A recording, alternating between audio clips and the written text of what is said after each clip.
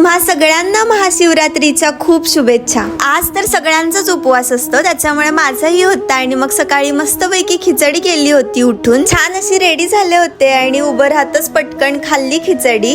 त्यानंतर डबा वगैरे पॅक केला आणि सोबत दही पण घेतलं होतं मी। मला तर काय सुट्टी नव्हती, त्याच्यामुळे मला ऑफिसला जावंच लागलं आणि ऑफिसला गेल्यावरती बघितलं तर पार्किंग मध्ये हा पक्षी झोपला होता मस्तपैकी घरटं करून। संध्याकाळी घरी येताना मला मंदिरामध्ये जायचं होतं, मग येता येता एका या मंदिरामध्ये गेले आणि इथे महादेवाची पिंड पण आहे आणि आणखीन बरीच अशी छोटी छोटी मंदिरं पण आहेत, पण इथे खूप मोठी लाईन होती। मग काय राहिले लाईन मध्ये उभी आणि माझं खूप छान असं दर्शन झालं देवाचं। तिथे गणपती, राम, सीता, लक्ष्मण आणि हनुमान अशी बरीच सारी मंदिरं होती, त्यामुळे सगळ्याचं दर्शन घेतलं आणि हा प्रसाद घेऊन मग मी घरी निघाले। जिन्यामध्ये आल्यावरती ना ही पाल इथे मध्येच होती, तिला मी किती शुकशुक करत होते, ती पुढे जातच नव्हती। मला इतकी भीती वाटते ना पालीची, तरी मी तिला कसं तरी घालवलं, ती बरोबर दरवाजात जाऊन बसली। तिला घालवायला ना खूप काय काय केलंय मी। सो भेटूया आता नेक्स्ट व्लॉग मध्ये, तोपर्यंत तुम्ही लाईक आणि फॉलो करून घ्या।